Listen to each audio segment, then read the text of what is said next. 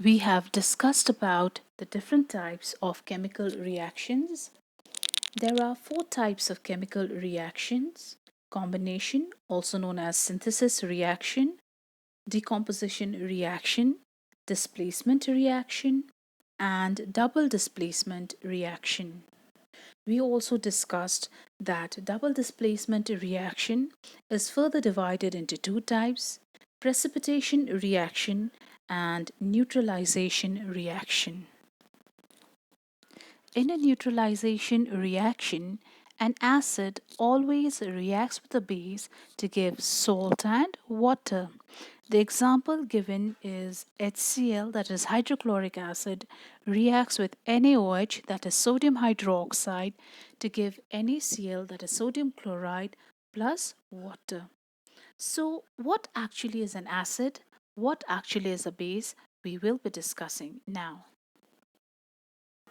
An acid is a substance that has a replaceable hydrogen atom. That means it has an hydrogen atom which can be replaced, like hydrochloric acid HCl.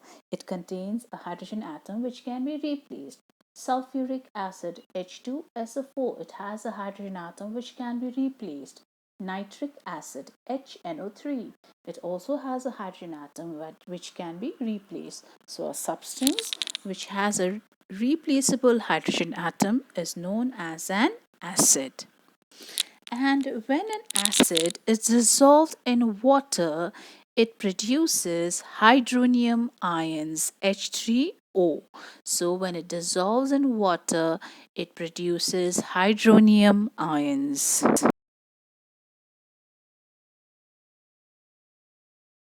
A base is a substance that contains a hydroxide or an oxide group. Hydroxide means OH and oxide means O. So, if a substance contains a hydroxide or an oxide, it is known as a base. For example, NaOH, sodium hydroxide, it is a base. Calcium oxide is a base. So if a substance contains a hydroxide or an oxide, then it is known as a base. Now we come to alkali. All bases are not soluble in water. Only those bases which are soluble in water are known as alkali. So bases which are soluble in water are known as alkali. When the alkali dissolves in water, it produces hydroxide ions. So, bases that are soluble in water are known as alkalis, and alkali, when dissolved in water, produces hydroxide ions. Examples of some alkalis are sodium hydroxide, copper hydroxide, and potassium hydroxide. Since only those bases which are soluble in water and produce hydroxide ions are called alkalis, we can say all alkalis are bases, but all bases are not alkali. There are certain substances which change their color in the presence of an acid or a base. Such substances are called indicators. We use indicators to identify whether a given substance is an acid or a base. Common indicators used are litmus paper, China rose extract, turmeric, and phenolphthalein. Look at the table given on the screen. The most common indicator used is litmus paper. A red litmus paper turns blue in the presence of a base, whereas a blue litmus paper turns red in the presence of an acid. So just the opposite. Red turns blue in the presence of base, and blue turns red in the presence of an acid. Similarly, if we take a China rose extract, its original color is pinkish red. In the presence of an acid, it turns magenta, and in the presence of a base it turns green. So if you take a solution and you add China rose extract, if it turns magenta, that means the solution is an acid, or if it turns green, then it is a base. Turmeric, the original color is yellow. In the presence of an acid, there is no change in color. That means yellow remains yellow, whereas in base, it turns red.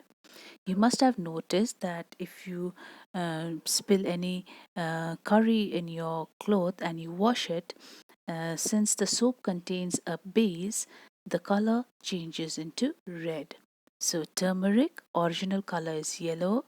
If it is an acid, it remains yellow, and in the presence of a base, it turns red. Another indicator is a solution called phenolphthalein. It is actually colorless. If we pour it in an acid, there is no change in color, that means it remains colorless. But if we pour phenolphthalein in a base, it turns pink. So these indicators help us to identify whether a given solution or a sample is an acid or a base. So we've already done acid reacts with the base to always give salt and water, and this type of reaction is known as neutralization reaction. Now, let's discuss about some practical applications in our daily life of these neutralization reaction.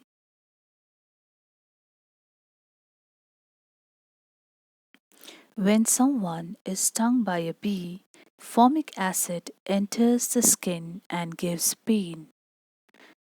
To relieve this pain, we can apply baking soda, which is basic in nature, which reacts with the acid, hence giving us relief.